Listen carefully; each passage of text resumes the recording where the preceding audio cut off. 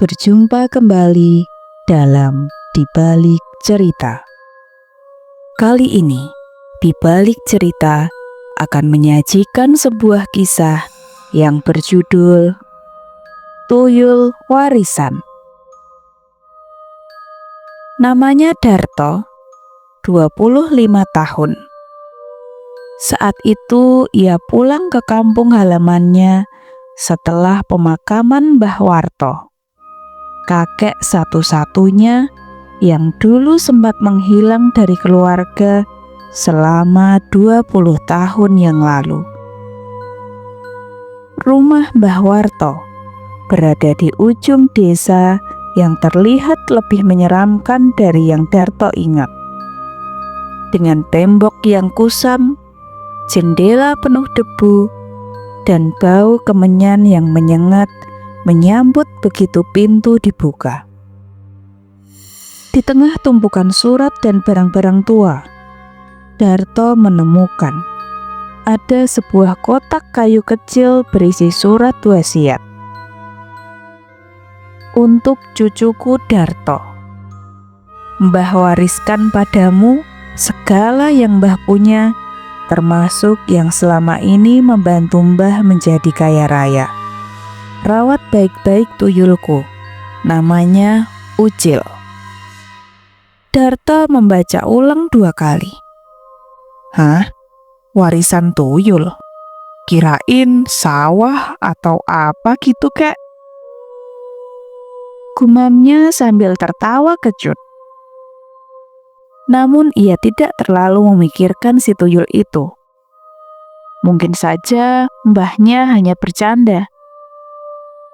Namun malam pertama di rumah itu, suara kecil seperti kaki bayi berlari di lantai kayu yang membuat darahnya membeku.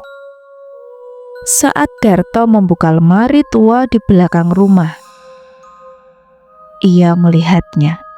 Makhluk kecil, berkepala botak, kulitnya pucat kebiruan, dan matanya besar seperti ikan mati, dan memakai popok. Ucil. Darto tentu saja langsung pingsan melihatnya. Pagi harinya, setelah Darto terbangun, ia merasakan kepalanya masih sedikit pening dan mencoba mengingat apa yang terjadi semalam. Ia pun kemudian membuka tasnya.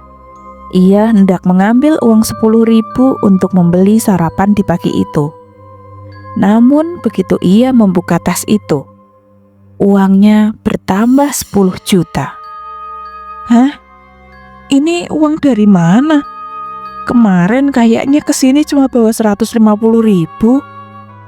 Dia membuka tasnya, penuh uang merah.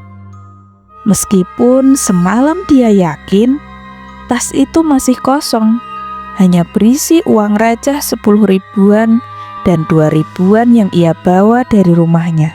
Di sudut ruangan, Ucil sedang duduk mengelus kepalanya sambil nyengir. Sejak itu, Darto mulai mencoba berdamai dengan kenyataan. Ternyata warisan yang dimaksud Mbah Warto adalah benar. Tentang si Ucil, tuyul kesayangan mbahnya yang membuat menjadi kaya raya.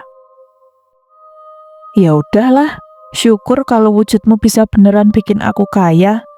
Cari uang yang banyak terus ya, asal jangan minta ASI ke aku. Aku mana punya. Tapi Ucil ternyata mulai menggila. Setiap malam, ia mencuri uang dari seluruh desa. Dari celengan anak-anak, kotak amal di masjid, laci kasir minimarket, hingga uang arisan di rumah Pak RT. Suatu malam, Darto terbangun mendengar suara nyanyian aneh. Saat mengintip ke ruang tamu, ia melihat ada Ucil sedang berdiri di depan cermin, mengolesi kepalanya dengan minyak kelapa sambil berdansa kecil. Minyak kelapa buat kepala, biar mengkilap kayak permata.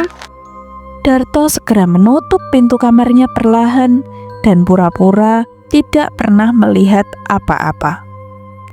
Semakin hari, Ucil semakin aktif dan tentunya semakin rakus. Darto mulai sakit kepala. Tidur pun jadi tidak nyenyak. Dia merasa seperti diawasi. Bahkan saat di kamar mandi, Ucil sering muncul tiba-tiba di atas lemari, di balik kulkas, bahkan di balik guling yang ia peluk di malam hari. Hingga saat malam Jumat, Darto bermimpi. Ia bertemu dengan Mbah Warto, kakeknya itu.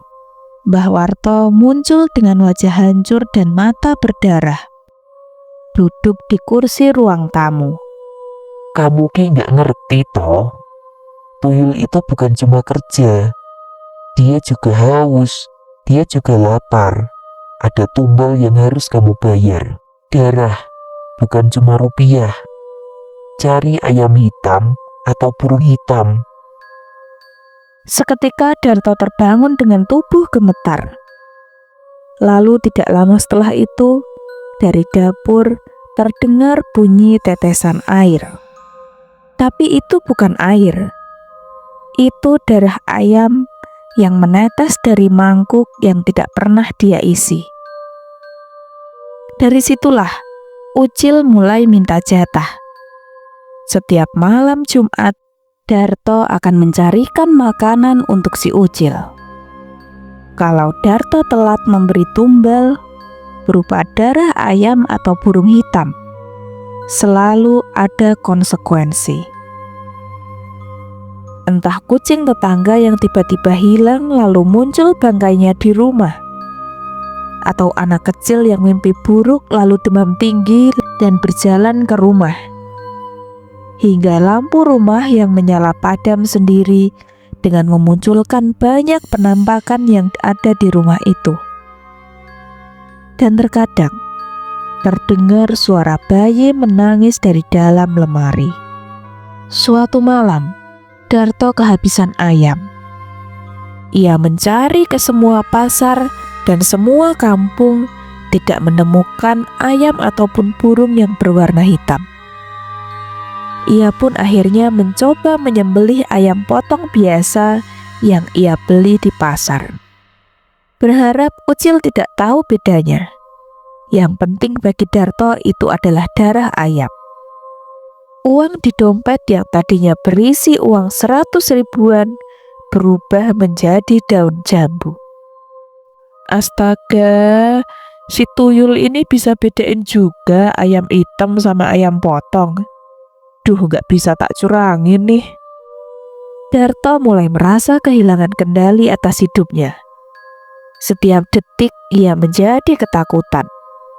Bahkan dengan tumbal yang selalu sulit ia dapatkan dan gangguan-gangguannya. Bahkan Darto merasa bahwa kini hidupnya hanya menjadi boneka warisan makhluk gaib. Karena meskipun ia kaya raya, ia sebenarnya tidak membutuhkan itu semua, karena ia tinggal hidup sendiri. Darto akhirnya menyerah. Ia ingin hidup dengan tenang. Ia pun memutuskan untuk mengunjungi seorang kiai tua bernama Kiai Jafar, yang terkenal bisa menyegel makhluk halus. Warisan tuyul itu kayak utang dosa. Kalau nggak kamu lunasi, bakal ditagih pakai cara mereka sendiri. Setelah itu, mereka melakukan ritual penyegelan malam Jumat Kliwon. Asap tebal memenuhi ruangan. Lalu Ucil muncul. Matanya menyala merah. Suaranya berubah seperti 1000 anak kecil yang menjerit bersamaan. Kendi tanah liat diangkat tinggi-tinggi. Dan ketika mantra selesai dibaca, Ucil ditarik masuk ke dalam kendi dengan suara ledakan kecil. Sunyi tiba-tiba menelan seluruh desa. Darto menangis, tapi bukan karena takut, karena untuk pertama kalinya Darto merasa kosong, seperti kehilangan sesuatu yang selama ini menemaninya. meskipun itu adalah wujud yang menyeramkan. Beberapa minggu kemudian, Darto kembali menjalani hidup normal. Ia kerja jadi tukang servis kipas angin di rumahnya. Bahkan beberapa barang elektronik memang handal diservis oleh Darto.